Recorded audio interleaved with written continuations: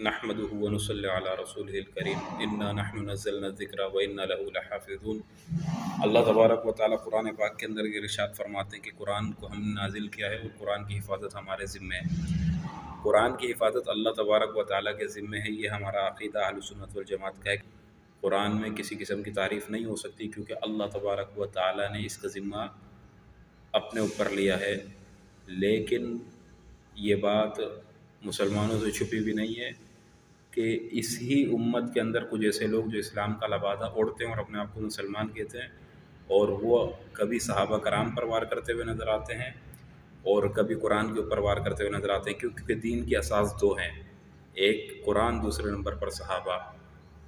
ہمیں جو دین ملا رسول اللہ صلی اللہ علیہ وسلم سے وہ قرآن کے ذریعے سے اور صحابہ کے ذریعے سے۔ اگر قرآن اور صحابہ کو نعوذ باللہ جھوٹا مان لیا جائے تو ہم اپنا دین ثابت نہیں کر سکتے۔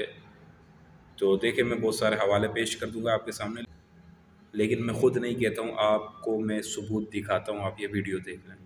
جی میری بات کمپلیٹ آپ ہونے دوسرے دیں۔ پوائنٹ کی طرف چلے تو جائیں گے، اس میں لیے اسی پوائنٹ پہ آپ سے اس سے پہلے کہ چلے جائیں یہ فائدہ مند ہوگا، میں آپ سے عرض کروں، اجازت دیں گے تو بولوں گا، اجازت نہیں دیں گے تو نہیں بولوں گا۔ جی بولیے، اجازت مبس نہ کیجیے گا، بالکل خرد مبس نہیں ہے، بالکل آپ کی اجازت کے ساتھ عرض یہ ہے کہ آپ کہہ رہے ہیں کہ قرآن جو ہے تعامل اور تواتر کے ساتھ ثابت ہے۔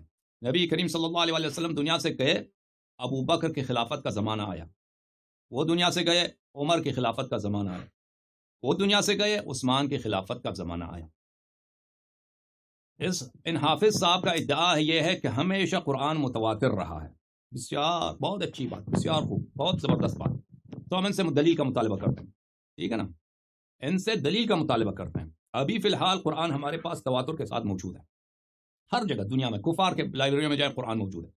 ہم ابھی موجودہ زمانے کی بات نہیں کر رہے، جو 15ویں صدی ہے ہجری، 14ویں صدی کی بات نہیں کر رہے، 13ویں صدی کی بات نہیں کر رہے، 12ویں صدی کی بات نہیں، 11ویں صدی کی بات نہیں کر رہے، ہم وفات نبی صلی اللہ علیہ وسلم کی بات کے زمانے کی بات کر رہے ہیں۔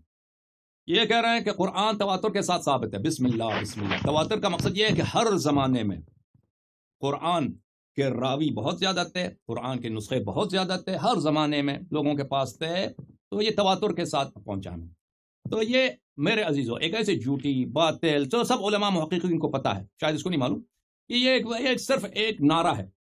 جو لوگ نعرے مارتے ہیں نا، کہ نعرے بازی کرتے ہیں، جھوٹے نعرے بہت ہوتے ہیں، ان کو خود ان کے اتنے لگائے ہوئے ہیں انہوں نے یہ نعرے کہ پھر ان کو اندازہ نہیں ہوتا کہ یہ جھوٹی باتیں ہیں۔ تو یہ ان سے ہم مطالبہ کرتے ہیں کہ بسم اللہ، ہمیں وہ دلیل دکھائیں نا۔ آپ تو اس زمانے میں نہیں تھے، ابو بکر کے زمانے میں، عمر کے زمانے میں، عثمان کے زمانے میں، کیا آپ نے ادعا کی؟ آپ ہوتے بھی نا، ابھی راوی ہوتے، آپ کی عمر 1400 سال ہوتے، پھر بھی ہم آپ کی صداقت کو نہیں مانتے، بھائی آپ جھوٹے آدمی ہیں، آپ کا عقیدہ ہی باطل ہے۔ اگر آپ اس زمانے میں تو نہیں، آپ کا عمر کم ہے، آپ اس زمانے کو تو آپ نے نہیں دیکھا نا، تو آپ ہمیں دلیل دکھائیں کہ آپ جو تواتر کہہ رہے ہیں کہ عمر کے زمانے میں، ابو بکر، عثمان کے زمانے میں، تواتر ثابت کریں۔ آپ جواب دوں میں جناب؟ جی بسم اللہ، جواب دوں میں؟ جواب دو۔ اگر قرآن ہر دور میں تواتر سے ثابت نہیں ہے کہ ایک ہی قرآن ہے 1400 سال سے اب تک، آپ کے ہاں بھی وہی قرآن، ہمارے ہاں بھی وہی قرآن، اگر قرآن ہر دور میں تواتر کے ساتھ ثابت نہیں ہے تو پھر دنیا میں قرآن کے کئی نسخے ہونے چاہیے تھے جن میں کئی طرح کا اختلاف ہوتا، کئی طرح کا تضاد پایا جاتا۔ یعنی اگر ایک بندے نے یا دو بندوں نے الگ الگ قسم کا قرآن جو ہے وہ روایت کیا ہوتا۔ اب میں یہاں پہ قراءت کی اختلاف کی بات نہیں کروں گا، میں اصل قرآن یعنی مضمون جو قرآن کے اس کی بات کر رہا ہوں۔ قراءت سبا پہ قرآن نازل ہوا ہے، اس پہ کوئی ہم بات نہیں کر رہے، اس پہ کوئی اختلاف کی بات نہیں ہے۔ بات ہم یہ کر رہے ہیں کہ اگر ہر دور میں تواتر کے ساتھ قرآن ثابت نہ ہو تو دنیا میں اس ٹائم پہ میرا آپ کو چیلنج ہے، ایک فرقہ آپ دکھائیں جو مسلمان ہو اور وہ ہم سے جدا کوئی قرآن رکھتا ہو کسی کی روایت سے، لے کے آئیں آپ، لے کے آئیں۔ دیکھیں عزیز، ان سے جو ہم نے مطالبہ کیا تھا کہ ابو بکر، عمر، عثمان کے زمانے میں کوئی ایسی شہادت دکھائیں، کوئی ایسی روایت دکھائیں، کوئی ایسے دلائل دکھائیں، کیونکہ زمانے میں قرآن تواتر تھا، ٹھیک ہے نا۔ اس کے بالعکس ان کو خود پتہ نہیں، اب میں کیا جو بہت بدیہی باتیں ہیں میں ان کو تکرار کروں، یہ ان کو پتہ بھی نہیں ہے، یہ جو ہے نا، میں جن باتوں کو انسان کو پتہ بھی نہیں ہوتا اس کو فوراً رد کرنے میں بھی وہ جلدی کر لیتے ہیں۔ تو میں اس مسئلے پر ان کے ساتھ گفتگو نہیں کرنا چاہتا، میں ان کو دعوت دیتا ہوں کہ یہ روایات آپ کے پاس جواب نہیں ہے اس لیے آپ بات نہیں کرنا چاہ رہے، جواب نہیں ہے آپ کے پاس۔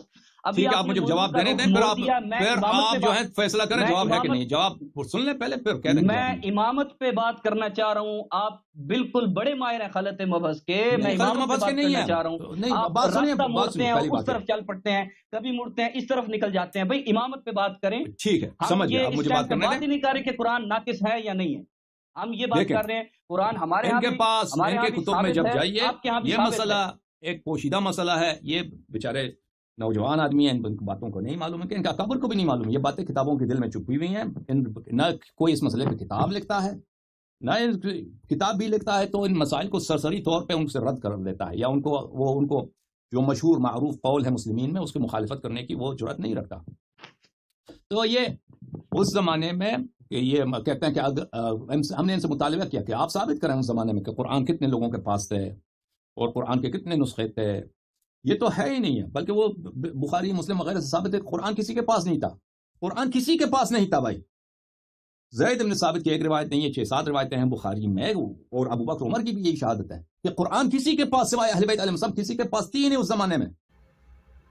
جی ناظرین، آپ لوگوں نے ویڈیو ملاحظہ کر لی ہوگی، اور یہ عقیدہ صرف ان کا نہیں ہے بلکہ ان کے بڑوں کا بھی ہے. یہی بات ابن بابویہ جو اہل تشیع کے نزدیک الصدوق کے نام سے مشہور ہے، انہوں نے اپنی کتاب الاعتقاد فی دین الامامت میں یہ بات لکھی ہے کہ حضرت علی رضی اللہ تعالیٰ عنہ اصل قرآن لے کر آئے تھے خلفائے ثلاثہ کے پاس، مگر انہوں نے اس کو قبول نہ کیا، پس پش ڈال دیا اور ایک ایسا قرآن لوگوں کے سامنے ظاہر کیا جو قرآن محرف شدہ تھا. شیخ علی القرانی اسی بات کے قائل نظر آتے ہیں، اور مرتضی انصاری بھی یہی بات کرتے ہیں. یہی بات عبداللہ بن احمد الدقاق نے بھی کہی ہے. اور علامہ محقق علی بن موسیٰ تبریزی تو یہاں تک کہتے ہیں کہ ان القرآن جزء من 9 اجزاء وعلمہ عند علی، کہ قرآن تو ایک حصہ ہے جو تمہارے سامنے ہے، باقی تو 8 حصے حضرت علی رضی اللہ تعالیٰ عنہ کے پاس تھے جو لوگوں تلک نہیں پہنچے. یہ باتیں تمام تفاسیر کے اندر مل جائیں گی، چاہے وہ مرآت الانوار ہو یا تفسیر عیاشی ہو یا تفسیر قمی ہو یا تفسیر الصافی ہو. ان تمام باتوں کو آپ وہاں پر ملاحظہ کر سکتے ہیں.